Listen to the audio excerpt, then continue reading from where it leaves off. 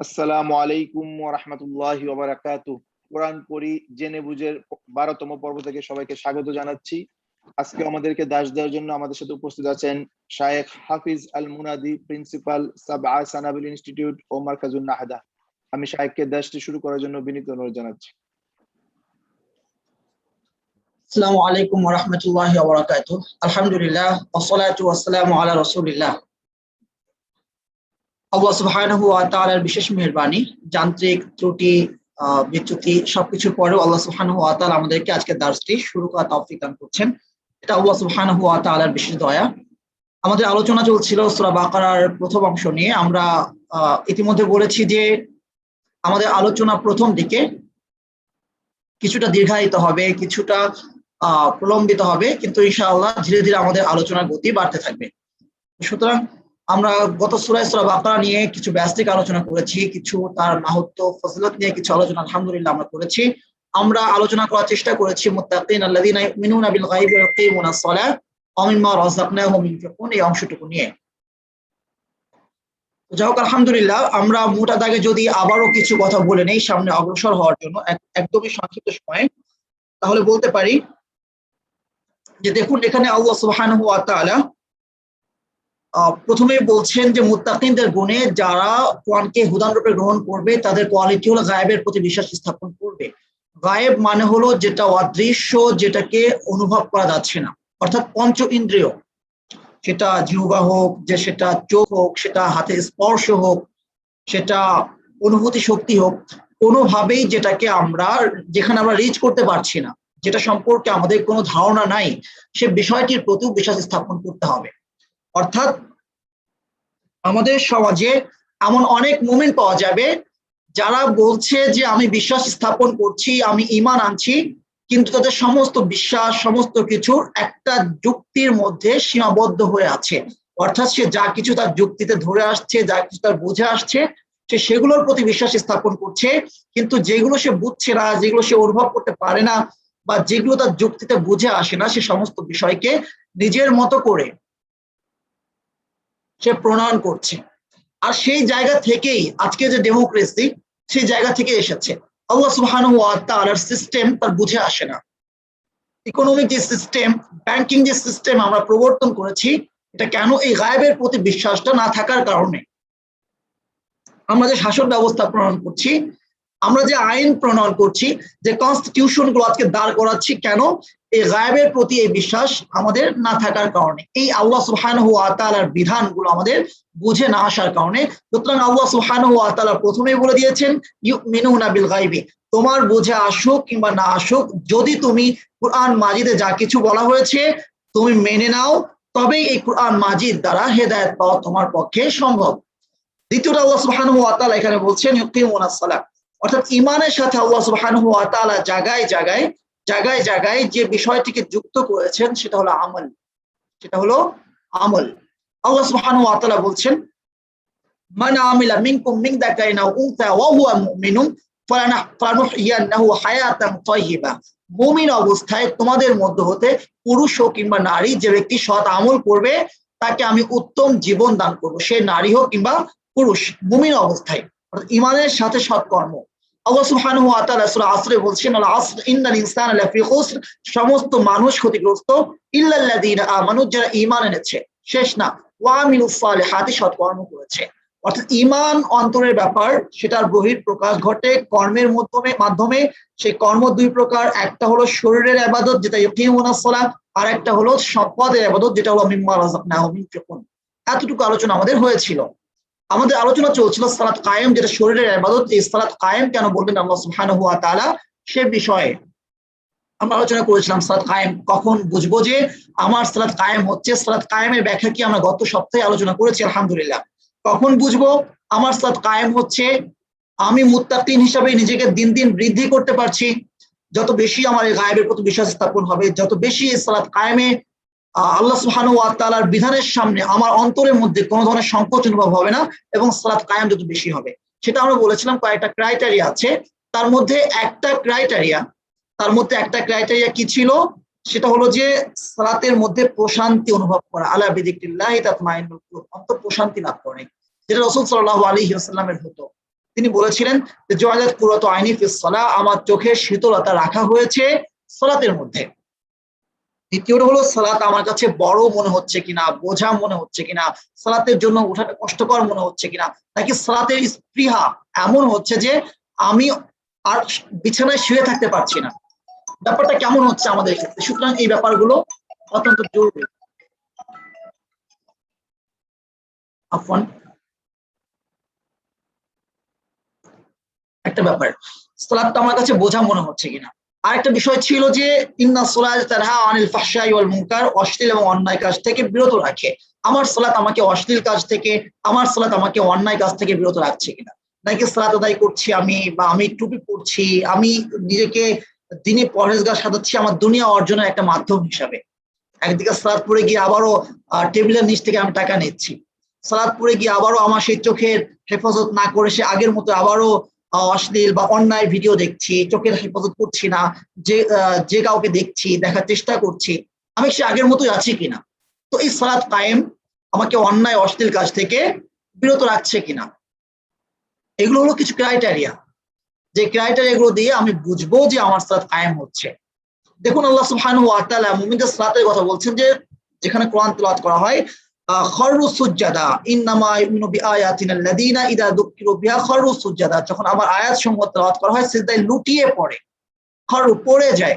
এই খাররা শব্দ আল্লাহ সুবহানাহু ওয়া তাআলা প্রয়োগ করেছেন মুসা আলাইহিস সালামের সাথে। আমরা ইতিমধ্যে একদিন আলোচনা করেছিলাম যে মুসা আলাইহিস সালাম যখন আল্লাহ সুবহানাহু ওয়া তাআলা তাজাল্লি পেলেন, অর্থাৎ আল্লাহ সুবহানাহু ওয়া তাআলা পর্বতে তাজাল্লি দিলেন, ফালাম্মা তাজাল্লা রাব্বুহু লিল জাবাল, যখন তোমার রব, যখন তার রব পাহাড়ে তার তাজাল্লি দিলেন, জালাউ দাক্কা, তখন সেই তাজাল্লিতে পাহাড়টা চূর্ণ বিচূর্ণ হয়ে গেল, উড়ে গেল, ছারখার হয়ে গেল, সুরমা হয়ে গেল।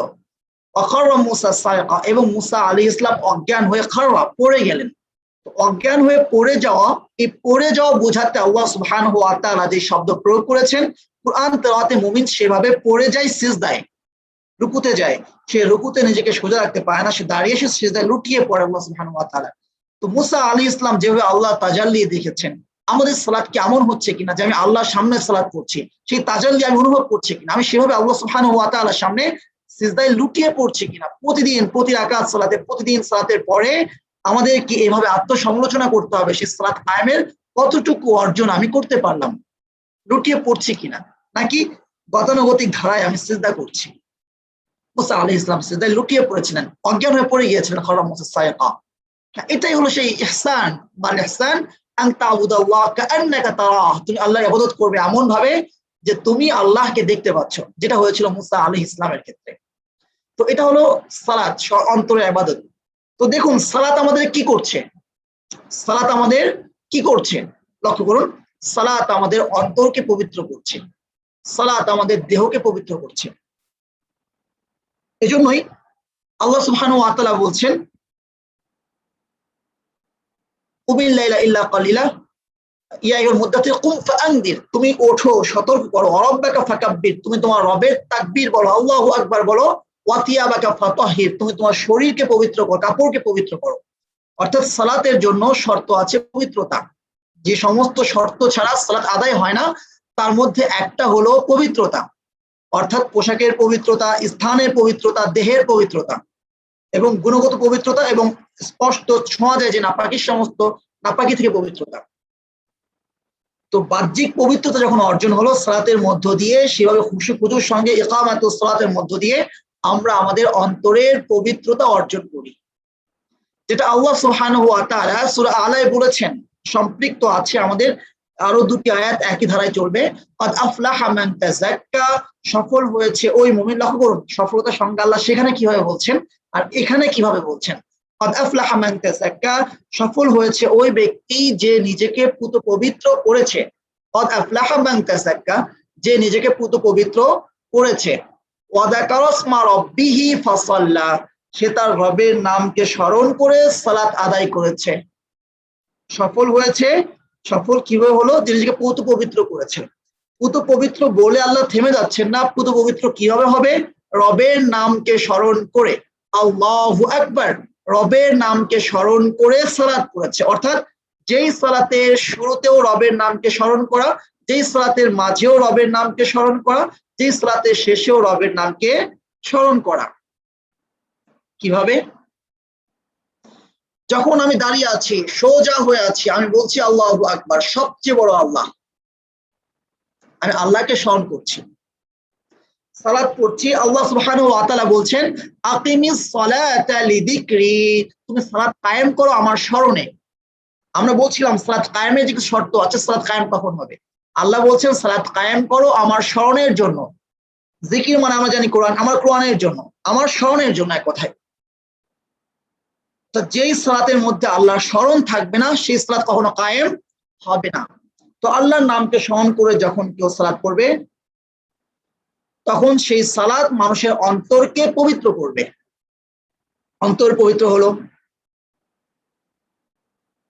আরেকটা জিনিস আমাদের সাথে খুবই সম্পর্কিত, সেটা হলো যে আমাদের সম্পদ, আমাদের সম্পদ, সেটা আল্লাহ সুবহানাহু ওয়া তাআলা বলছেন ওয়ামিম্মা রাযাকনাহুম ইউনফিকুন, আমি তাদেরকে যা দিয়েছি তা থেকে তারা ব্যয় করে। ওয়ামিম্মা রাযাকনাহুম ইউনফিকুন, আমি তাদেরকে যা দিয়েছি তা থেকে তারা ব্যয় করে। এখানে গুরুত্বপূর্ণ একটি ব্যাপার হলো, আল্লাহ সুবহানাহু ওয়া তাআলা কিন্তু এখানে বলছেন না যে এই পরিমাণ সম্পদ থাকলে দান করতে হবে।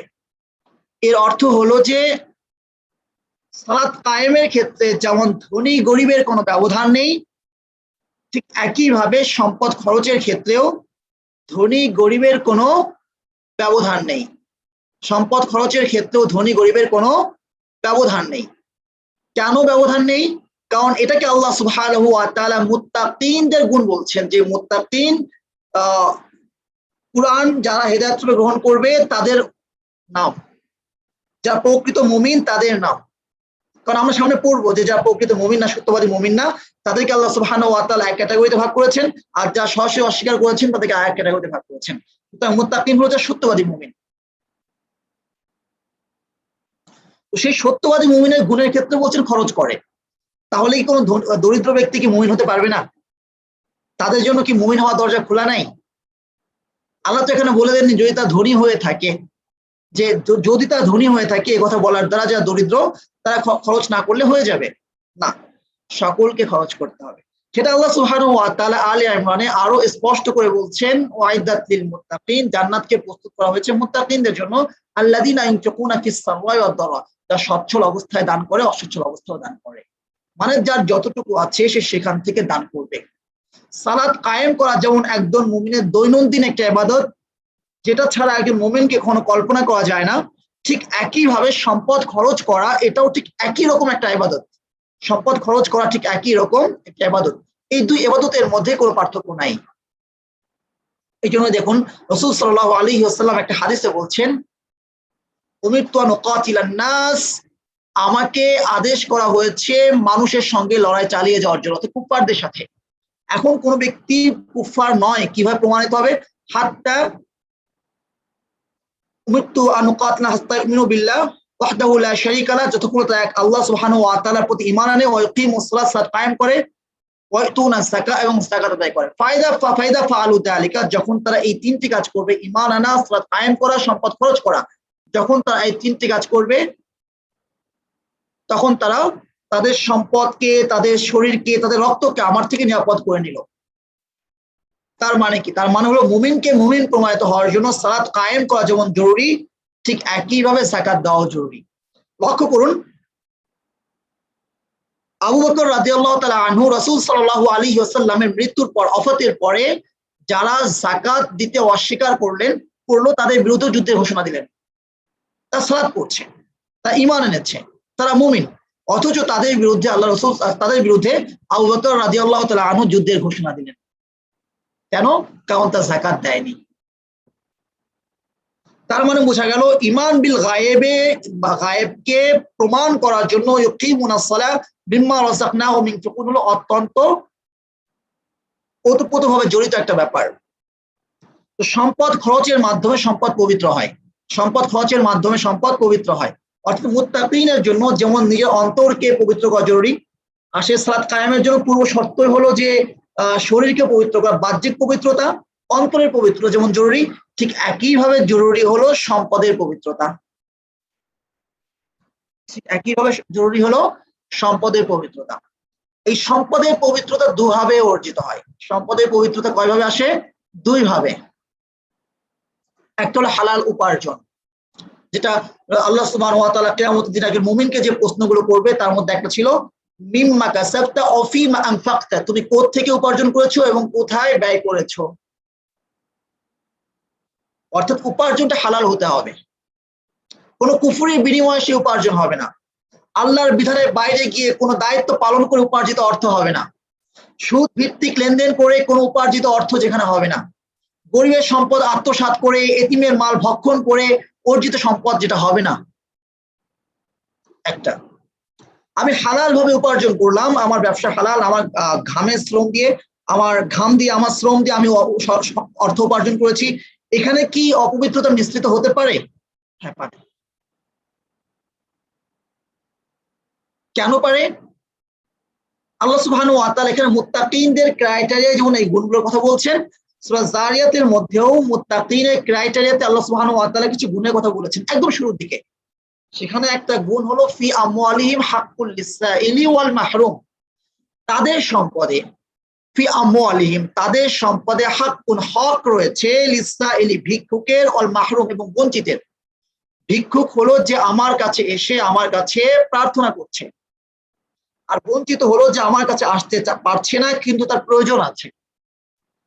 ভিক্ষুক হলো যার আমার কাছে হক আছে এবং সে আমার কাছে চেয়েছে, আর বঞ্চিত হলো যে যার প্রয়োজন আছে কিন্তু সে আমার কাছে আসতে পারছে না বলে সে বঞ্চিত হচ্ছে। তো উভয়ের হক আছে। হক মানে কি? রাইট। হক মানে কি? রাইট মানে কি? আমার সম্পদ।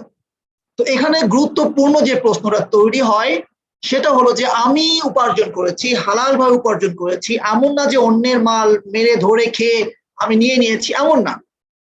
তো তাহলে এখানে অন্যের রাইট, অন্যের হক, অন্যের সম্পদ হিসাবে কেন এটা বিবেচিত হচ্ছে? লক্ষ্য করুন, আল্লাহ সুবহানাহু ওয়া তাআলা এখানে যে আয়াতটি বলছেন মিম্মা রাযাকনাহুম ইউনফিকুন, আমি তাদেরকে যা দান করেছি তাতে খরচ করে। আল্লাহ কিন্তু এখানে বলছেন না তারা যা কিছু উপার্জন করেছে তা থেকে খরচ করে। এখানে আল্লাহ বলছেন আমি তাদেরকে যা দিয়েছি, আমি তাদেরকে যা দিয়েছি তাতে খরচ করে। অর্থাৎ আল্লাহ সুবহানাহু ওয়া তাআলা বলছেন তুমি শুধু তোমার শ্রম দ্বারা এই সম্পদ উপার্জন করতে পারোনি, এটা আমি দান করেছি, এটা আমি দান করেছি। আল্লাহ সুবহানাহু ওয়া তাআলা আরেক জায়গায় স্পষ্ট করে বলছেন অফিস সামাই রিজকুকুম, কি বলছেন আল্লাহ সুবহানাহু ওয়া তাআলা? অফিস সামাই রিজকুকুম, আসমানে রয়েছে তোমাদের রিজিক। অর্থাৎ আমরা দেখছি জমিন থেকে রিজিক আসছে, আমরা দেখছি ব্যবসা থেকে রিজিক আসছে, আমরা দেখছি চাকরি থেকে রিজিক আসছে, কিন্তু আল্লাহ বলছেন তোমাদের রিজিক রয়েছে আসমানে। কত মানুষ আছে ব্যবসা করতে গিয়ে ধরা গেছে ঠিক পলিসিতে সমস্ত কিছু ঠিক করে সে ব্যবসা করছে, আরেকজন সামান্য শ্রমে সে অনেক সম্পদ উপার্জন করতে পারছে। কেন? রিজিকের ফায়সলা হয়েছে আসমানে। আবার যে উপার্জন করছি যে শ্রম দিয়ে, যে হাত দিয়ে, যে মেধা দিয়ে, যে চোখ দিয়ে, যে সূর্যের আলো দিয়ে এবং যে উপকরণগুলোকে ব্যবহার করে আশেপাশে যে সমস্ত মানুষের সহযোগিতা নিয়ে, সবই তো আল্লাহর সৃষ্টি। তার মানে আমার উপার্জন আমার না, এটা আল্লাহর দান, এবং যেটাকে আমি অর্জন করছি সেটাও আল্লাহ সরাসরি দিচ্ছেন। আমি যে রিজিকটা গ্রহণ করছি সেটা চাল হোক ডাল হোক, এটা আমি উপার্জন করছি। আমি কি একটা চাল তৈরি করতে পারবো শত শত কোটি টাকা দিয়ে? না। আমি 40 টাকা দিয়ে 1 কেজি চাল কিনছি, কিন্তু 40 কোটি টাকা দিয়ে আমি একটি চাল সৃষ্টি করতে পারছি না। তো এটা কি স্পষ্ট হয় না যে আমার হাতে যা কিছু, আমার মালিকানায় যা কিছু, এগুলো কিছুই আমার না, সব আল্লাহর দান। এই জন্য আল্লাহর ফায়সালা হলো সম্পদ তোমার অর্জন কিন্তু তোমার একার না। সৎ সম্পদ তোমার একার, তোমার অর্জন কিন্তু তোমার একার না। এখানে হক রয়েছে বঞ্চিতের, হক রয়েছে ভিক্ষুকের। সুতরাং শরীরকে যেমন আমরা পবিত্র করছি, আমাদের দেহকে যেমন আমরা পবিত্র করছি, আমাদের অন্তরকে যেমন আমরা পবিত্র করছি, ঠিক একইভাবে আমাদের সম্পদকেও পবিত্র করতে হবে, হালাল ভাবে উপার্জন করে এবং হালাল ভাবে উপার্জিত অর্থকে সঠিকভাবে ব্যয় করে। সালাত কায়েম যেমন আমাদের দৈনন্দিন আমল, এই খরচ করা, এই ব্যয় করাটাও হবে আমাদের দৈনন্দিন আমল। কোরআন থেকে দূরে সরে যাওয়ার কারণে এই সম্পদ ব্যয় যে একটা ইবাদত, এবং এই ইবাদতের রূপরেখা কি হবে আমরা জানি না। আমি যেভাবে জানি সালাত আদায়ের জন্য কয়টি শর্ত, নামাজের ভিতরে বাইরে কয়টি ফরজ, নামাজ ভঙ্গের কারণ কয়টি, কিন্তু আমি জানি না প্রথম অংশ ইমান বিল গায়েব, ইমানের জন্য কি কি শর্ত, ইমানের কি কি রোকন, ইমান ভঙ্গের কি কি কারণ, ঠিক একইভাবে সালাতের পরের যে অংশটা, সম্পদ খরচের জন্য কি কি শর্ত, সম্পদ উপার্জনের জন্য কি কি শর্ত, ঠিক একইভাবে সম্পদ খরচের খাতগুলো কি কি, এটাও আমি জানি না। এটা একটা আমাদের বড় একটা প্রতিবন্ধকতা। সম্পদ একটা খরচ করা একটা ইবাদত, এটা আমরা ওভাবে জানি না। আল্লাহ সুবহানাহু ওয়া তাআলা জায়গায় জায়গায় এই খাতগুলো বলে দিয়েছেন। লক্ষ্য করুন, আল্লাহ সুবহানাহু ওয়া তাআলা বলছেন আসআলুনা, সাহাবাকেরাম জিজ্ঞেস করছেন, আসআলুনাকা, তারা তোমাকে জিজ্ঞেস করে, মাযা ইউনফিকুন, তারা কি খরচ করবে, মাযা ইউনফিকুন, তারা কি খরচ করবে। আল্লাহ সুবহানাহু ওয়া তাআলা বলছেন কুলিল আফওয়া, অতিরিক্তটুকু খরচ করে দাও। অর্থাৎ লক্ষ্য করুন, যাকাত আদায়ের ক্ষেত্রে কথাগুলো খুব ইম্পর্টেন্ট, খুব ইম্পর্টেন্ট। যাকাত আদায়ের ক্ষেত্রে বলা হচ্ছে 2.5% আদায় করতে হবে, 2.5% আদায় করতে হবে। এইটুকু আদায় না করলে ইসলামী রাষ্ট্রের প্রধান বা খলিফা অর্থাৎ গভর্নর বা তার প্রতিনিধি তার বিরুদ্ধে যুদ্ধের ঘোষণা দিচ্ছে, তাকে বন্দি করছে, কারণ মানুষের হক এতটুকু আদায় করতেই হবে, এতটুকু রাষ্ট্রীয়ভাবে আদায় করতেই হবে। কিন্তু অ্যাজ এ মুমিন, অ্যাজ এ মুত্তাকি, একজন মানুষ সে তার সম্পদকে কি সঞ্চয় করতে পারে কিনা। আল্লাহ সুবহানাহু ওয়া তাআলা বলছেন ওয়াল্লাযীনা ইয়াকনিজুনা আয-যাহাবা ওয়াল ফিদ্দাতা, যারা স্বর্ণকে সঞ্চয় করে, ওয়ালা ইউনফিকুনা ফি সাবিলিল্লাহ, এবং সেগুলোকে আল্লাহর রাস্তায় খরচ করে না, ফাবাশশিরহুম বিআযাবিন আলীম, তাদেরকে তুমি যন্ত্রণাদায়ক আযাবে সুসংবাদ দাও, তাদেরকে তুমি যন্ত্রণাদায়ক আযাবে সুসংবাদ দাও, যা সম্পদকে সঞ্চয় করে রাখে। কি করতে হবে? খরচ করতে হবে। সাহাবাকেরাম আবার জিজ্ঞেস করছে আসআলুনাকা মাযা ইউনফিকুন, তারা কি খরচ করবে। আল্লাহ সুবহানাহু ওয়া তাআলা বলছেন কি খরচ করবে সেটা তো বলেছি, এবার শোনো কোথায় খরচ করবে। কুল মা আনফাকতুম মিন খায়রিন, তোমরা কল্যাণ যা কিছু খরচ করবে, ফালিল ওয়ালিদাইনি, পিতামাতার জন্য। Charity begins at home. আমরা খুব ভালোভাবে বলতে পারি, কিন্তু আল্লাহ কিভাবে বলছেন এদিকে আমরা তাকাই না। আল্লাহ বলছেন ফালিল ওয়ালিদাইনি, শুরু হবে পিতামাতা থেকে, স্ত্রী থেকে না, সন্তান থেকে না, শুরু হবে পিতামাতা থেকে। কোত্থেকে? পিতামাতা থেকে, সন্তান থেকে না।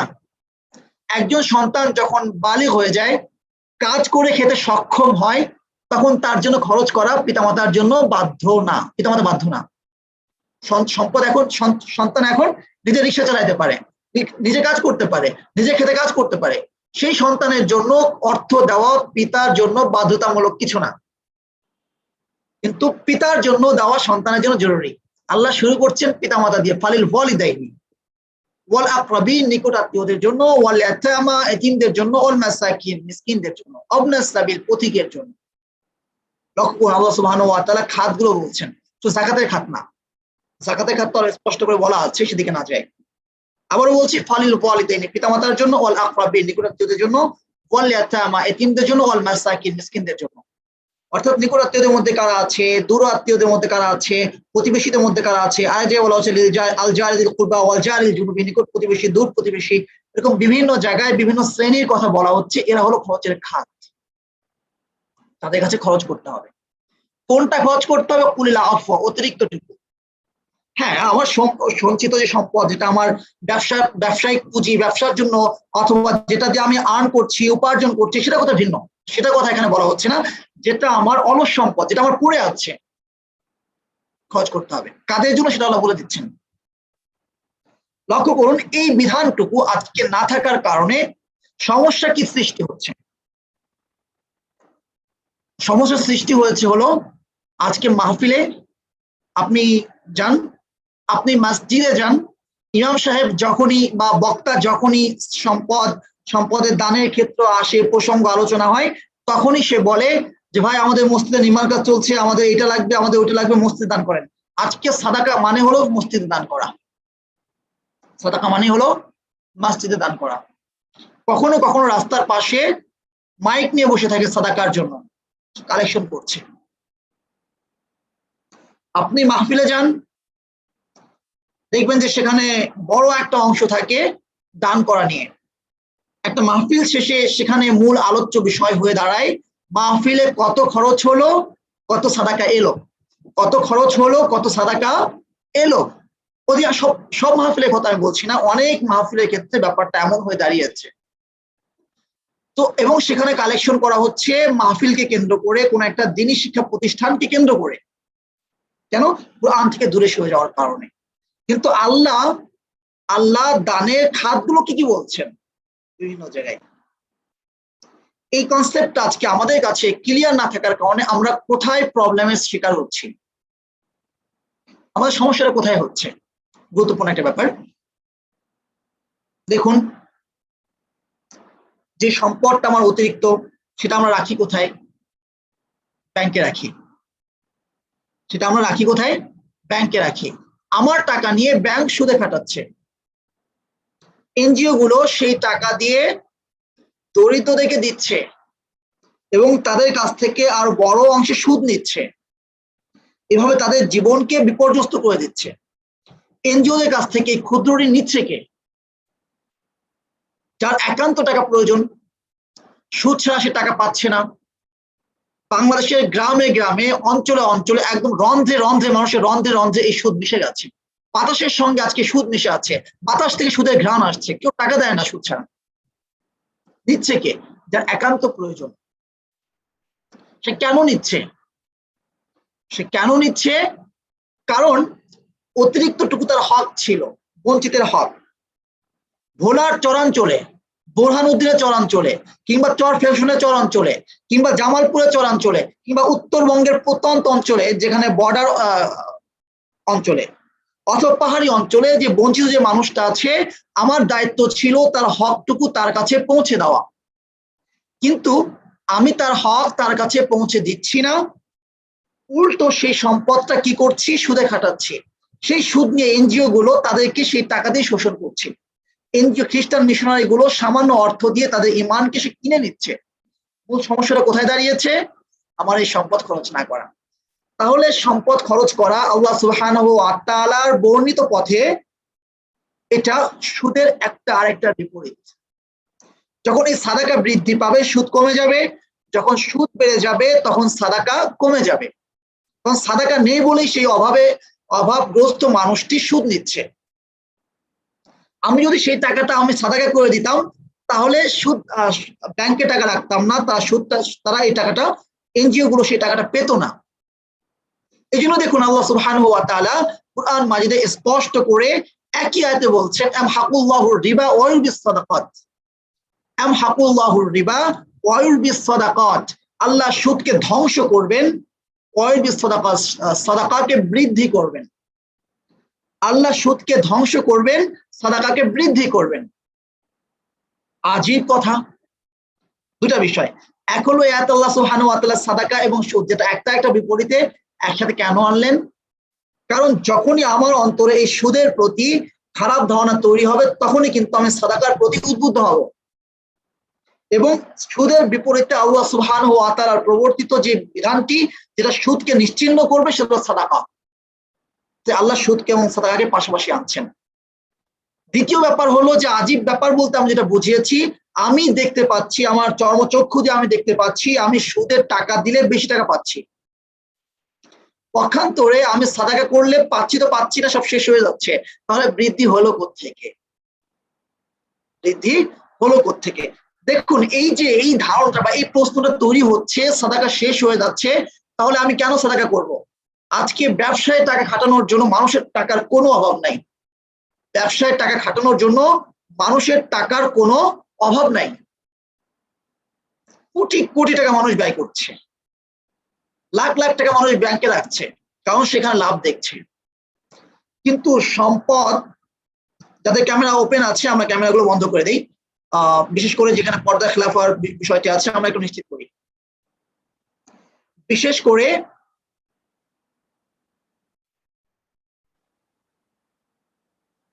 আমার এখানে কোনো ক্যামেরা অন নাই, আমি দেখতেছি। জাযাকুমুল্লাহ খায়রান। আমাদের আলোচনা চলছিল সুদ নিয়ে এবং সাদাকা নিয়ে। বিশেষ করে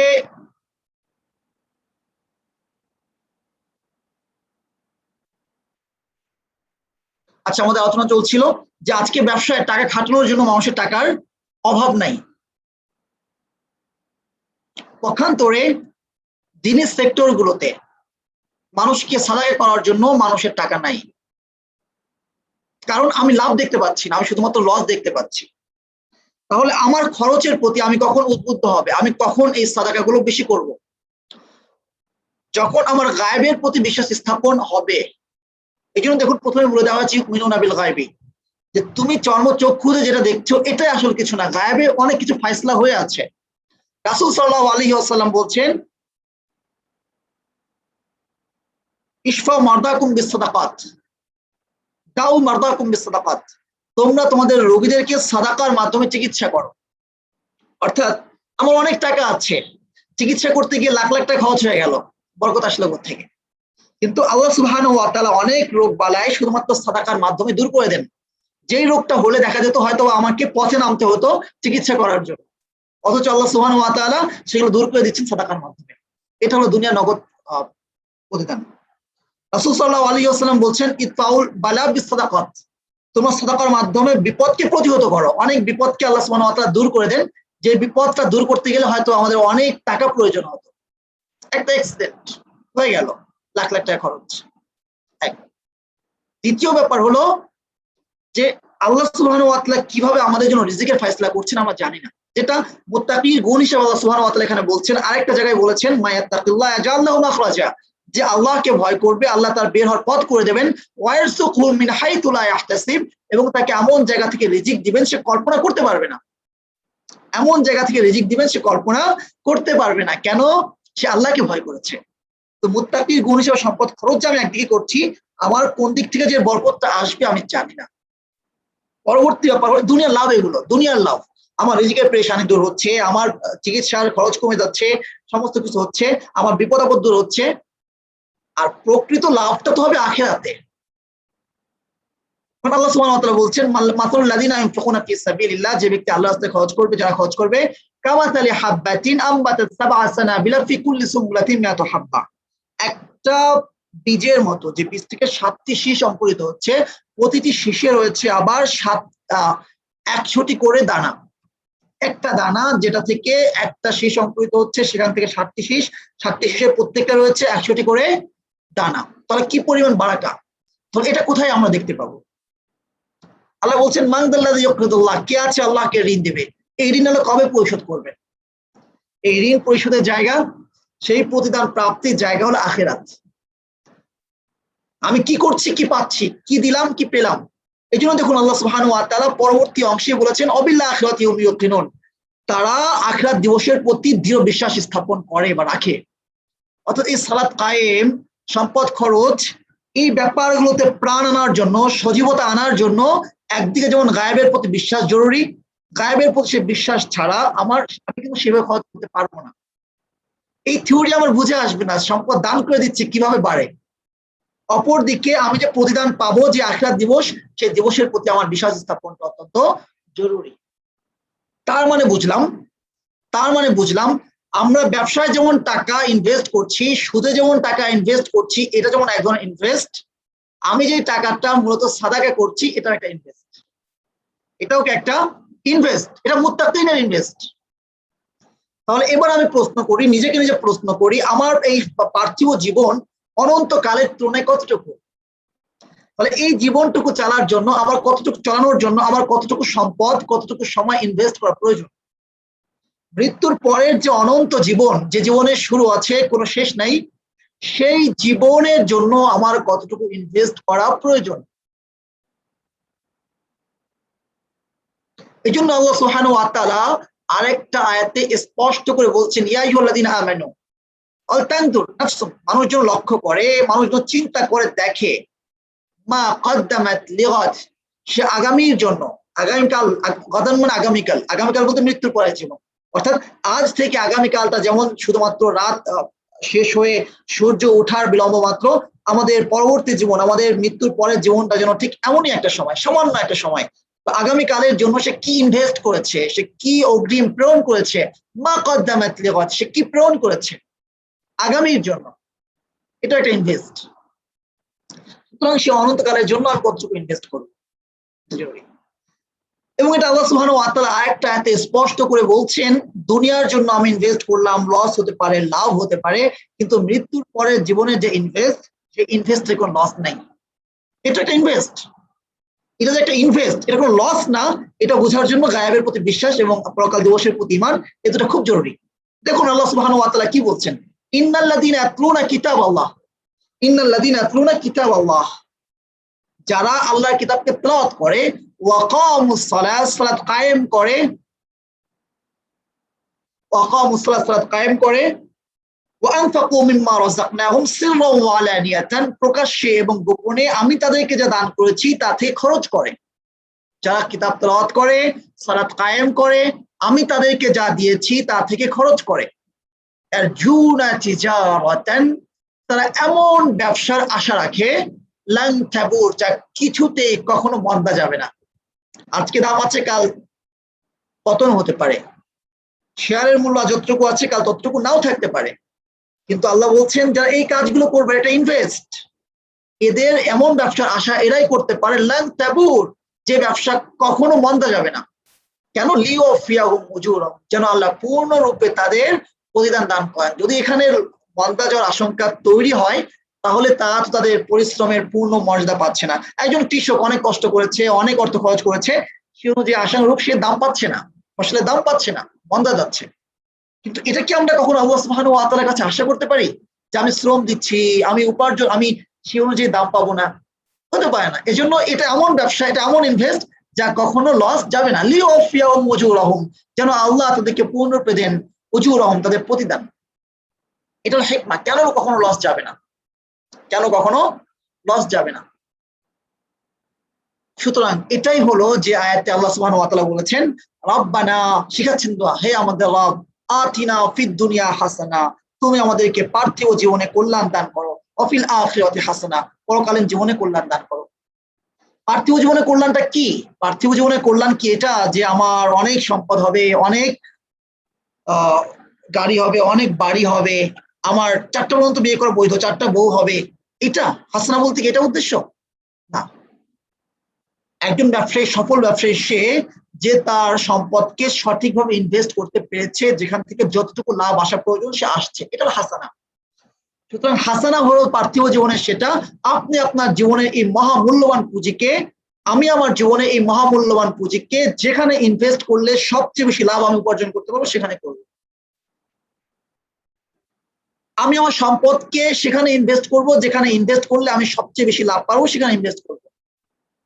একজন ব্যবসায়ী ইনভেস্ট করার পর কি পরদিনই সে লাভের আশা করতে পারে? পারে না, তাকে অপেক্ষা করতে হয়। একদিন, দুদিন, 1 মাস, 1 বছর, এমনকি 2 বছর লসের পর 3য় বছর থেকে কখনো কখনো লাভ গণনা শুরু হতে পারে। বড় ব্যবসায়ীদের ক্ষেত্রে এটা হয়, কোটি কোটি টাকা যেখানে ইনভেস্ট হচ্ছে, দেখা যাচ্ছে 2 বছর পরে সে তার লাভ গণনা শুরু করছে। তো 2 বছরকে তার কাছে বাকি মনে হয় না, কিন্তু মৃত্যুর পরে জীবনটাকে তার কাছে বাকি মনে হয়। এটা আজকে আমাদের সমস্যা। এই জন্যই বিল আখিরাতি হুম ইউকিনুন, যে ব্যক্তি পরকাল দিবসের প্রতি বিশ্বাস স্থাপন করবে, সে ব্যক্তি এই প্রকৃত অর্থে ইনভেস্ট করাটাকেই সে মনে করে এটাই আমার পার্থিব জীবনের হাসানা। তো এই পার্থিব জীবনের হাসানা এটা হতে পারে কখনো জেলে বন্দী, এই পার্থিব জীবনের হাসানা কখনো হতে পারে সম্পদে অনটন। কারণ আল্লাহ সুবহানাহু ওয়া তাআলা যেখানে হাসানা শিক্ষা দিচ্ছেন, হে আমাদের রব, তুমি আমাদেরকে পার্থিব জীবনে হাসানা দান করো, পরকালীন জীবনে হাসানা দান করো, এটা কোরআনের আয়াত।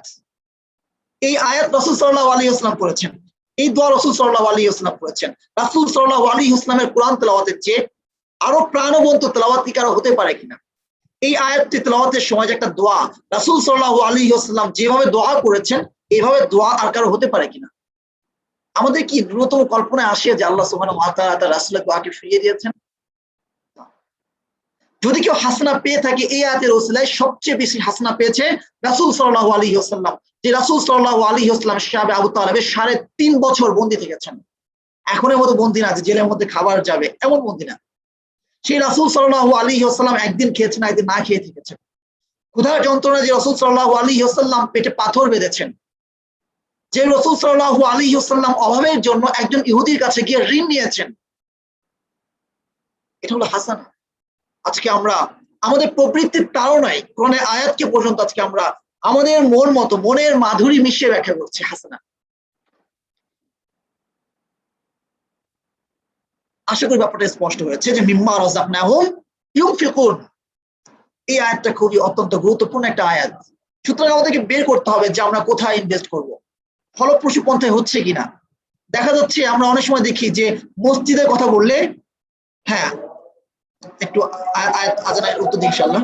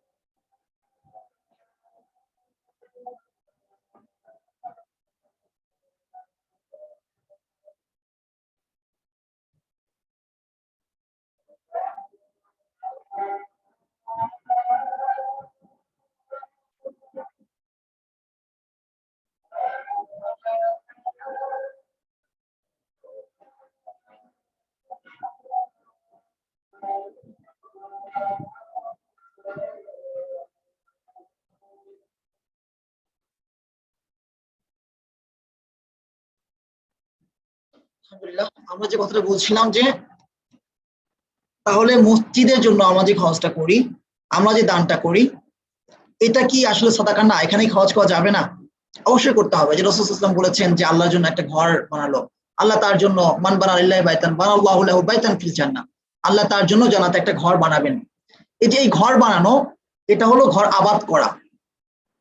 আল্লাহ সুবহানাহু ওয়া তাআলা সেটা স্পষ্ট করে বলেছেন, ইন্নামা ইয়ামুরু মাসাজিদ আল্লাহ, আল্লাহর ঘরকে আবাদ করে মান আমানা বিল্লাহি, যারা আল্লাহর প্রতি ঈমান আনে, ওয়া আকামাস সালাহ, সালাত কায়েম করে, ওয়া আতাস যাকাত, সম্পদ দান করে, ওয়ালাম ইয়াখশা ইল্লাল্লাহ, এবং এক আল্লাহ ছাড়া কাউকে ভয় করে না। লক্ষ্য করুন কয়েকটা ক্রাইটেরিয়া মসজিদ আবাদের ক্ষেত্রে। মসজিদ নির্মাণ আল্লাহ কোরআনে বলছেন না, আল্লাহ কোরআনে বলছেন মসজিদ আবাদ কে কে করে? মান আমানা বিল্লাহি ওয়াল ইয়াউমিল আখির, যে আল্লাহ এবং পরকাল দিবসের প্রতি বিশ্বাস স্থাপন করে, ওয়া আকামাস সালাহ, সালাত কায়েম করে, ওয়া আতাস যাকাত, যাকাত আদায় করে, ওয়ালাম ইয়াখশা ইল্লাল্লাহ, এবং এক আল্লাহ ছাড়া কাউকে ভয় করে না। ফাসা উলাইকা আন ইয়াকুনু মিনাল মুহতাদিন, আশা করা যায় যে তারা হেদায়েত প্রাপ্তদের অন্তর্ভুক্ত হবে। এই আয়াত দ্বারা যে বিষয়টা স্পষ্ট হয় সেটা হলো যে মসজিদ মূলত আবাদ করার জায়গা। মসজিদ মূলত আবাদ করার জায়গা। আবাদ মানে কি? বিরান একটা ভূমি যেখানে মানুষ বসবাস করছে। অর্থাৎ ঈমানদার ব্যক্তি মসজিদে যখন সে তার আবাদ করে নেবে, সে সেখানে সালাতের জন্য যাবে, সে সেখানে আল্লাহ স্মরণ করবে। আল্লাহ সুবহানাহু ওয়া তাআলা বলেছেন ইসবিহু ফিহা বিল গুদুই ওয়াল আসাল, সেখানে সকাল সময় তাসবিহ জপন করে। অর্থাৎ নামাজের সময়টুকু ছাড়া, সালাতের সময়টুকু ছাড়াও মসজিদ তারা কি করে? সকাল সন্ধ্যা রবে তাসবিহ জপন করে। রিজালুন, এমন কিছু ব্যক্তি, লা তুলহিহিম তিজারাতুন ওয়ালা বাইউন, যাদেরকে না ব্যবসা না কোনো বেচাকেনা বিরত রাখতে পারে আন যিকরিল্লাহ, যিকরুল্লাহ থেকে, ওয়া ইকামিস সালাত, সালাত কায়েম থেকে। কেন? ইয়াখাফুনা ইয়াওমান, কারণ তারা শুধু পার্থিব জীবনে ব্যবসাটাই দেখে না, তারা শুধু দুনিয়ার জীবনটাই দেখে না। ইয়াখাফুনা, তারা ভয় করে, ইয়াওমান, এমন একটি দিন, তাতাকাল্লাবু ফীহিল কুলুব ওয়াল আবসার, যেদিন চক্ষু বিস্ফারিত হবে, যেদিন অন্তর উল্টে যাবে, সেদিনকে তারা ভয় করে। সেই দিন তাদের সামনে থাকার কারণে এই পার্থিব জীবনে এই পুরো সময়টাকে তারা ভাগ করে নিয়েছে। আল্লাহ স্মরণের সময়টুকুতে কোনো ব্যবসা, দুনিয়ার কোনো ব্যবসা তাদের পক্ষে বাধা হয়ে দাঁড়াতে পারে না। অর্থাৎ এখানে মূল উদ্দেশ্য হলো যে তারা মসজিদে জিকির করে, মসজিদে কোরআন তেলাওয়াত করে, মসজিদে আল্লাহর আলোচনা করে, মসজিদে সালাত আদায় করে। তো এখন কথা হলো যে আমি যখন মসজিদকে আবাদ করব, মসজিদে অবস্থান করব, তখন আমি কোন ঘরে থাকবো, আমি কোন ঘরে ঘুমাবো, আমি কোন ঘরে খাবো, এটা কি আপনি বলে দেবেন? আমার ঘরে এসি হবে কি হবে না, আমার ঘরে টাইলস হবে কি হবে না, আমার ঘর টিনের হবে না কাঠের হবে নাকি ছাউনি হবে, এটা ডিপেন্ড করবে আমার অ্যাবিলিটির উপর। মসজিদ এটা পুরো একটা এলাকার কমিউনিটি ঘর, পুরো এলাকার সবার ঘর কুড়ে ঘর, সারাদিন সে কুড়ে ঘরে থাকে, মসজিদে সে যেন সে নামাজ পড়তেই পারে না। মসজিদে এলে তার এসি লাগবেই। সে খেতে গিয়ে কাজ করে, তখন সে রোদে উঠতে পারে, সে লোকাল বাসে ঝুলে ঝুলে যাইতে পারে বাদুড়ের মতো করে, তখন কোনো সমস্যা নাই। কিন্তু মসজিদে গেলে তাকে হাইফাই একটা মসজিদ লাগবে। ঢাকা শহরে কয় পার্সেন্ট মানুষ যার প্রাইভেট কার আছে, লোকাল বাস চলাফেরা করছে? তাহলে তোমার মসজিদে এসি এত কি জরুরি হয়ে পড়েছে? এত দামি দামি টাইলস কেন প্রয়োজন হচ্ছে? এত উঁচু উঁচু মিনার কেন প্রয়োজন হচ্ছে? এত সুন্দর গেট, কারুকাজ করা মিনার, মেম্বার কেন প্রয়োজন হচ্ছে? কেন এত দামি দামি গেট, একটা গেটের জন্য লাখ লাখ টাকা খরচ কেন প্রয়োজন হচ্ছে? এই এলাকার মহাজন কি এরকম ধনী না। তো আমার আবাদের জায়গা, আমার ঘর কেমন হবে এটা ডিপেন্ড করবে আমার অ্যাবিলিটি অনুযায়ী। রাসূল সাল্লাল্লাহু আলাইহি ওয়াসাল্লামের সময় সাহাবা কেরামের ঘর যেমন ছিল, মসজিদ নববী তেমন ছিল। কিসের ঘর? মসজিদ ছিল, চারদিকে খেজুর গাছের পাতা ছিল, খেজুর গাছের পাতা। তাদের অ্যাবিলিটি সেটা। তারা কি রোমানদের মতো করে, পারস্যদের মতো করে চিন্তা করতে পারতেন না যে ওদের যদি দুনিয়ার প্রাসাদ যদি এত উঁচু হয় তাহলে আল্লাহর ঘর কেন এরকম মজবুত হবে না, আমরা মজবুত হয়ে গড়বো? এটা কি তাদের সাধ্য ছিল না? প্রয়োজন হয়নি। আবাদ করা দরকার, তারা আবাদ করছেন। আবাদ করা দরকার, তারা আবাদ করছেন। আজকে আমাদের কাছে আবাদের অর্থ হয়ে দাঁড়িয়েছে মসজিদকে পাকা করা, মসজিদকে করা। যার ফলে যদি বলা হয় যে আজকে অমুক জায়গায় একটা মসজিদ নির্মাণ করা হবে, আমি আমার অভিজ্ঞতা বলছি, সাদাকানি কাজ করি তো আমি আমার অভিজ্ঞতা থেকে বলছি, এমন হয়েছে একজন মানুষ 3.5 লাখ টাকা করে সাদাকা করে দিচ্ছে, কিন্তু একজন ব্যক্তি যে অসহায়, যেখানে সামান্য অর্থের জন্য তাদের ইমানকে বিক্রি করে দিচ্ছে, যদি বলা হচ্ছে সেখানে 50,000 টাকা প্রয়োজন, মসজিদে 3 লাখ ফান্ডিং এর জন্য একদিনে হয়ে যাচ্ছে, কিন্তু সে 50,000 টাকার জন্য 20 দিন সময় লেগে যাচ্ছে বা 5 দিন সময় লেগে যাচ্ছে। কেন? কারণ হলো সম্পদ যে আসলে খরচ কোথায় করতে হবে, কোথায় ইনভেস্ট করতে হবে, সেই কনসেপ্ট আমার ক্লিয়ার না, এই উম্মার ক্লিয়ার না, এই উম্মার কাছে স্পষ্ট না।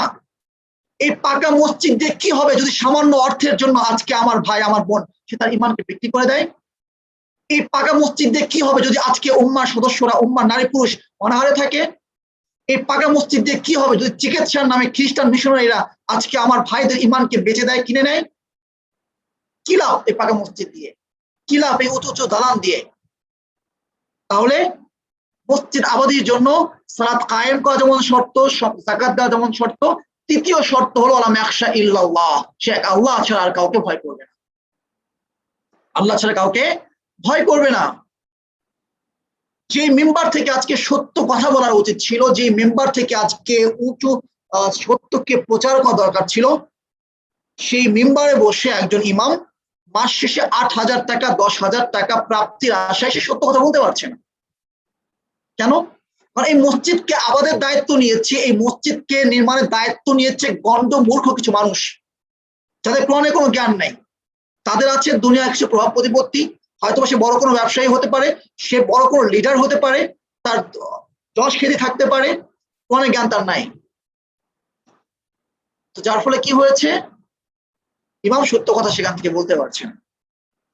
ফলে উঁচু উঁচু মেম্বার হচ্ছে, উঁচু উঁচু মিনার হচ্ছে, উঁচু উঁচু মসজিদ হচ্ছে, এসি মসজিদ হচ্ছে, টাইলস হচ্ছে, মসজিদ উন্নতর হচ্ছে, পাল্লা দিয়ে মসজিদের নির্মাণ কাজ চলছে, মসজিদ আবাদ হচ্ছে না, সত্য কথা সেখান থেকে বের হচ্ছে না, যেটা হলো কিয়ামতের একটা আলামত। যে আলামতের মধ্যে আজকে আমরা বাস করছি। মসজিদ নির্মাণ নিয়ে প্রতিযোগিতা চলছে, কে কত সুন্দর করতে পারে, কে কত কারুকাজ করতে পারে, কিন্তু মসজিদ আবাদ হচ্ছে না। সম্পদ খরচ করছে আমি আপনি, কোন সম্পদ খরচের প্রকৃত জায়গা আমি জানি না। মসজিদ নির্মাণ করা হয়েছে উঁচু করে, সেখানে টয়লেটও নির্মাণ করা হয়েছে, ওয়াশরুম আছে, কিন্তু এদেশের এই অঞ্চলের রিক্সা চালকের জন্য সেই ওয়াশরুমে যাওয়ার কোনো সুযোগ নাই। সমস্ত কিছু হয়েছে, কিন্তু এলাকার মানুষের জন্য সেখানে পানি খাওয়ার জন্য সামান্য টাকা খরচ করে একটা পানি ব্যবস্থা করা হয়নি। কি ক্ষতি হতো যদি তাদের জন্য পানি ব্যবস্থা করতাম? কি এমন ক্ষতি হতো সেখান থেকে যদি কিছু মানুষের প্রতি মাসে চিকিৎসার ব্যবস্থা করতাম? আসলে এই কনসেপ্ট গুলো আমাদের কাছে ক্লিয়ার না। আল্লাহ সুবহানাহু ওয়া তাআলা আমাকে এবং আমাদের সকলকে আমল করতে তৌফিক দান করুন।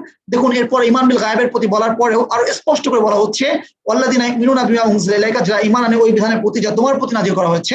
অর্থাৎ এই বিধানের প্রতি ঈমান আনা মানে কি? প্রতিটা বিধান জানা এবং পড়া। এটা হলো তাফসীল, সংক্ষিপ্তভাবে বিশ্বাস স্থাপন করতে হবে যে যা কিছু নাযিল হয়েছে সব সত্য। আর বিশদ ঈমানটা হলো যখন যে আয়াত আমার কাছে পৌঁছবে সেই আয়াতকে মেনে নেওয়া।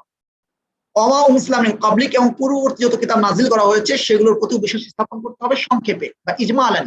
অর্থাৎ আল্লাহ সুবহানাহু ওয়া তাআলা যা কিছু নাযিল করেছেন সেগুলো সব সত্য, সেগুলো সব মেনে নিলাম। সেখানে কি কি আছে সেগুলো আমি জানি না, কারণ তাওরাত বিকৃত হয়েছে, ইনজিল বিকৃত হয়েছে, সমস্ত সহিহ বিকৃত হয়েছে। এটা হলো ইজমালান, সংক্ষেপে ঈমান। অর্থাৎ যা কিছু নাযিল করেছেন সব সত্য, আমি জানি আর না জানি। কুরআন মাজিদের ক্ষেত্রেও সে বিশ্বাস স্থাপন জরুরি, আল্লাহ যা কিছু নাযিল করেছেন সব সত্য। হ্যাঁ, এরপর যে বিধানটা যখন আমার কাছে আসবে সেই বিধানটা তখন মানতে হবে। যখন কিসাসের বিধান আসবে সেটাকে মানতে হবে, যখন জিহাদের বিধান আসবে সেটাকে মানতে হবে, যখন দাওয়াতের বিধান আসবে সেটাকে মানতে হবে, যখন হিজরতের বিধান আসবে সেটাকে মানতে হবে, যখন সুদ বর্জনের বিধান আসবে সেটাকে মানতে হবে, যখন জুলুম বর্জনের বিধান আসবে সেটাকে মানতে হবে, যখন পিতামাতার সদাচারের কথা আসবে সেটাকে মানতে হবে, যখন অশ্লীল কাজ থেকে বিরত থাকার বিধান আসবে সেটাকে মানতে হবে। এবং সর্বশেষ কথা হলো অবিল আখিরাতি হুম ইউকিনুন, এবং পরকাল দিবসের প্রতি তার বিশ্বাস স্থাপন করা, ইয়াকিন রাখে। ইয়াকিন হলো জ্ঞানের সর্বোচ্চ পর্যায়ে হলো ইয়াকিন, তার পরকাল দিবসের প্রতি বিশ্বাস স্থাপন করে। কেন? লক্ষ্য করেন পূর্ববর্তী যে আয়ার কথাগুলো বলা হয়েছে সব কিন্তু পজিটিভ কিছু গুণ, যেগুলো অর্জন করতে হবে, যেগুলো বর্জন করতে হবে সেগুলো কিন্তু একটাও বলা হয়নি। এটাকে এখানে বলে দেওয়া হচ্ছে যখন ওই পজিটিভ গুণগুলো আসবে অটোমেটিক্যালি খারাপ গুণগুলো বর্জন হয়ে যাবে।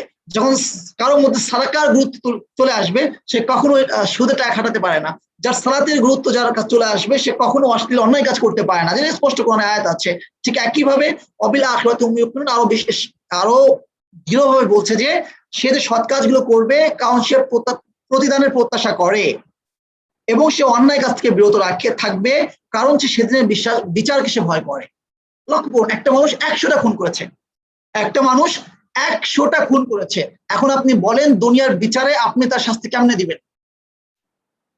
আপনি তাকে একবার ফাঁসি দিতে পারেন, মেরে ফেললেন, একবার ফাঁসিতে শেষ করে ফেললেন, তাহলে সে যে একটা খুন করেছে তার বিচার সে পেলো, বাকি 99টা খুন? আছে কোনো মেকানিজম, আছে কোনো সিস্টেম যে 100টা খুনের বিচার আপনি তাকে করবেন? কিভাবে? সুতরাং ইনসাফ, পরিপূর্ণ ইনসাফ, যেখানে যারা পরিমাণ কোনো কমতি হবে না, সেটা জায়গা হলো আখিরাতে। আখিরাতে আল্লাহ সুবহানাহু ওয়া তাআলা 100টা খুনের সাজা ঠিকই দিবেন, 100টা খুনের সাজা। একজন ব্যভিচার করেছে, এর শাস্তি আসলে কি হবে, কতটুকু হওয়া উচিত? দুনিয়াতে সর্বোচ্চ আপনি পাথর মেরে ফেলতে পারেন, যেটা কোরআনের বিধান, রাজম, অথবা অবিবাহিত 100টা বেত্রাঘাত করতে পারেন ইসলামের রাষ্ট্রে, এর বেশি পারবেন? আল্লাহ বিধানে বাইরে যেতে পারবেন না।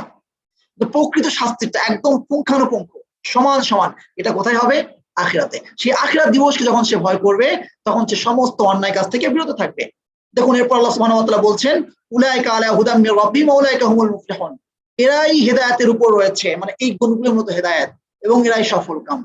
তাহলে প্রকৃত সফলতার সংজ্ঞা আল্লাহ সুবহানাহু ওয়া তাআলা কিভাবে দিচ্ছেন?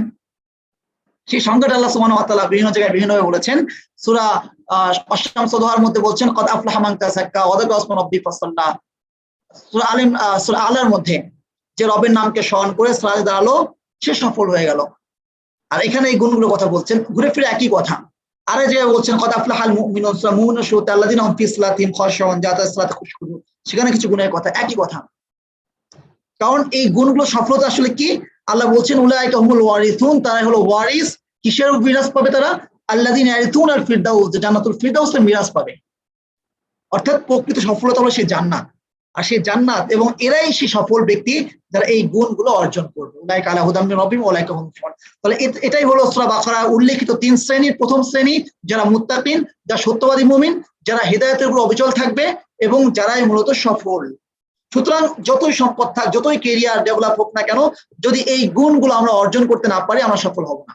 আল্লাহ বলছেন উলাইকা, তারা মুফলিহুন, সফল। কিন্তু দেখুন মুফলিহুন সফলের আগে আলিফ লাম যুক্ত করেছেন, আল মুফলিহুন, মানে তারাই সফল, এবং তারাই যে একমাত্র সফল সেটা বোঝানোর জন্য আল্লাহ সুবহানাহু ওয়া তাআলা এখানে একটা সর্বনাম জমি যুক্ত করছেন, মানে তারাই সফল। অর্থাৎ এই গুণগুলো ছাড়া সফলতা অন্য কোথাও খুঁজে পাওয়া যাবেই না, এই গুণগুলো ছাড়া সফলতা অন্য কোথাও খুঁজে পাওয়া যাবেই না। সফল হলো এই শ্রেণী, কারণ এই সফলতা হলো প্রকৃত সফলতা, যার শুরু আছে কখনো শেষ নাই। ইনশাআল্লাহ যে সম্পর্কে আমরা আলোচনা করেছি যে সফলতার জন্য দুটো সংজ্ঞা, যা চেয়েছি তাই পাওয়া, যেটা আখিরাতে সম্ভব, যা হতে চেয়েছি তাই পাওয়া দুনিয়াতে সম্ভব না। দ্বিতীয় হলো যার স্থায়িত্ব হবে, অর্থাৎ এমন না যে খেলনার মতো 5 মিনিট পর শেষ হয়ে যাচ্ছে, রাজা রাজা খেলে বাচ্চারা, কিন্তু 5 মিনিট পর শেষ হয়ে যাচ্ছে, যার ফলে এটাকে প্রকৃত সফলতা বলা হচ্ছে না। কিন্তু আমাদের কাছে বাধ্যত মনে হচ্ছে যে ব্যক্তি প্রকৃত অর্থে প্রেসিডেন্ট হয়েছে, সে দীর্ঘদিন 5 বছর থাকছে, এটাকে আমার কাছে সফল মনে হচ্ছে, কিন্তু এটাও তো শেষ হয়ে যাবে। তাহলে প্রকৃত রাজত্ব তো আখিরাতের রাজত্ব, যেখানে সর্বনিম্ন একজন মুমিন 10 দুনিয়া সমান জান্নাত লাভ করছে, সেটাই মূলত সফলতা। আল্লাহ সুবহানাহু ওয়া তাআলা সেই সফলতা আমাদেরকে দান করুন। পরবর্তী দার্সে ইনশাআল্লাহ পরবর্তী শনিবার আমরা দ্বিতীয় ক্যাটাগরি এবং তৃতীয় ক্যাটাগরি নিয়ে আলোচনা করব, যে মানুষকে যে আল্লাহ সুবহানাহু ওয়া তাআলা 3 ভাগে ভাগ করেছেন। তো আল্লাহ সুবহানাহু ওয়া তাআলা সেই পর্যন্ত আমাদেরকে আমল করার এবং মেনে চলার তৌফিক দান করুন, এবং সেই পর্যন্ত আমাদেরকে হায়াত দাস করুন, হায়াত তাইয়্যিবা দান করুন। জাযাকুমুল্লাহ খাইরান শেখ, সুন্দর আলোচনা শুনতেছিলাম, আলহামদুলিল্লাহ। কারো কোনো প্রশ্ন থাকলে আজকের বিষয়ের উপরে ইনশাল্লাহ হাত তুলবো, আমরা খুব দ্রুত শেষ করবো কারণ আমাদের নামাজের সময় হয়ে যাচ্ছে। আমরা একটু কাইন্ডলি হ্যান্ড রাইজ করি যাদের কারো কোনো প্রশ্ন থাকলে। জি মিফতা ভাই, খুব সংক্ষেপে প্লিজ। জি, আসসালামু আলাইকুম ওয়া রাহমাতুল্লাহি ওয়া বারাকাতুহু। আমার জি জি মোহতারাম, আমার প্রশ্নটা হচ্ছে যে আহ, মসজিদকে আবাদ করা বলতে আসলে মানে এখন কিভাবে করব, আর আরেকটা হচ্ছে যে আহ, আমরা কিভাবে ওই যে যে ব্যবসার কথা বলছিলেন, এটা তো আখিরাতের ব্যবসা, এখন দুনিয়াতে কি কোনো নেয়ামত কি আমরা পাবো না এটার পরিবর্তে? আমরা কিন্তু সে আলোচনাটা করেছি যে দুনিয়ার নগদ প্রতিদান কিন্তু আল্লাহ দিচ্ছেন। হ্যাঁ, কারণ আল্লাহ সুবহানাহু ওয়া তাআলা এক জায়গায় বলেছেন যে আমি তাদেরকে রিজিক দেবো এমন জায়গা থেকে যেটা সে কল্পনা করতে পারবে না। এক জায়গায় বলছেন মুমিনদের কোনো ভয় থাকবে না, তারা আহ তাদের কোনো ভয় থাকবে না, তাদের জন্য সুসংবাদ দুনিয়া এবং আখিরাতে।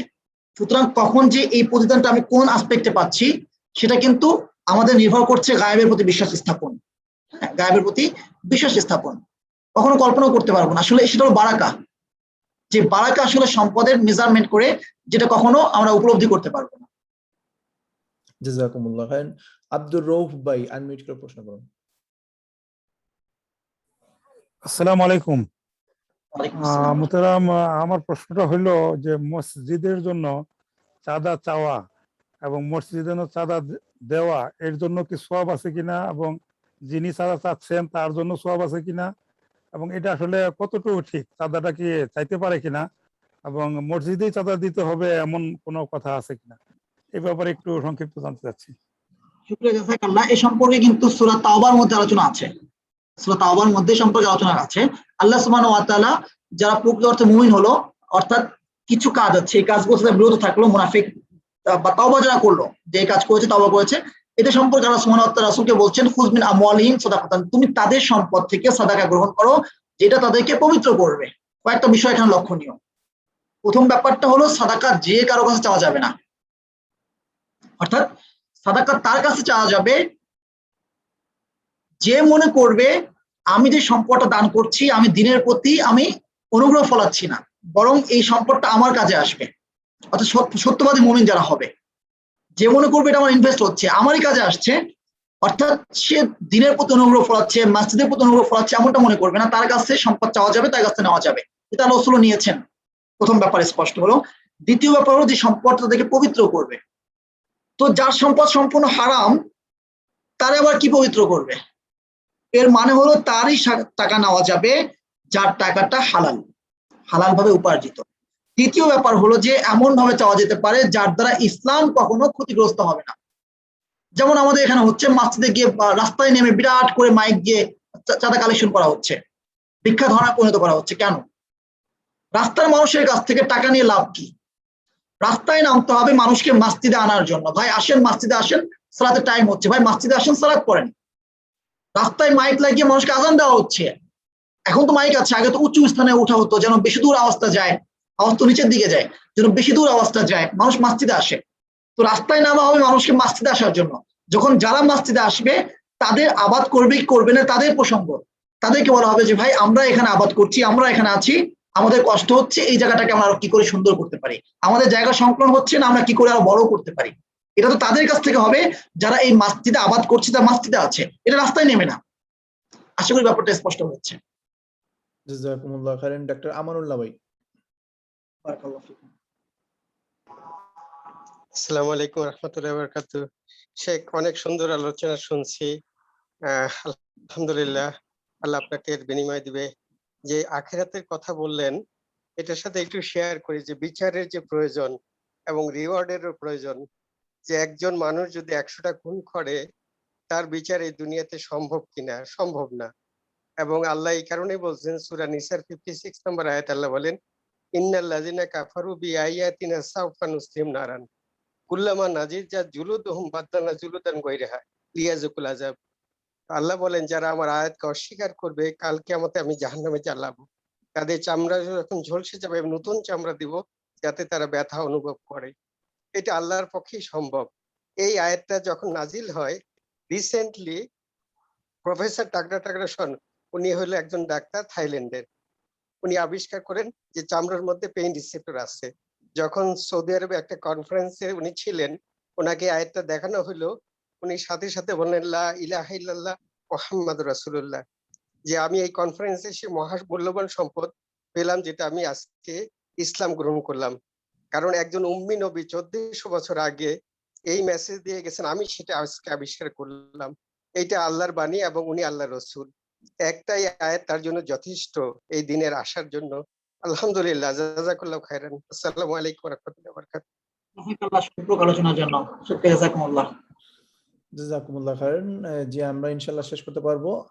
আগামী শনিবার দিন আপনাদের দাওয়াত রইলো এবং শায়েখের কাছে কৃতজ্ঞতা প্রকাশ করতেছি। শায়েখ শত ব্যস্ততার মধ্যে আমাদেরকে সময় দিচ্ছেন এবং আমাদের সাহায্য করছেন জ্ঞান বৃদ্ধিতে। আল্লাহ শায়েখের নেক হায়াত দারাজ করুক এবং জ্ঞানের মধ্যে আরো বারাকা দান করুক। আমাদের আধা ঘন্টা পরে ইনশাল্লাহ বাংলাদেশ সময় 8:30 আকিদার দার্স আছে, সেই দার্সে আপনাদের সবার দাওয়াত রইলো।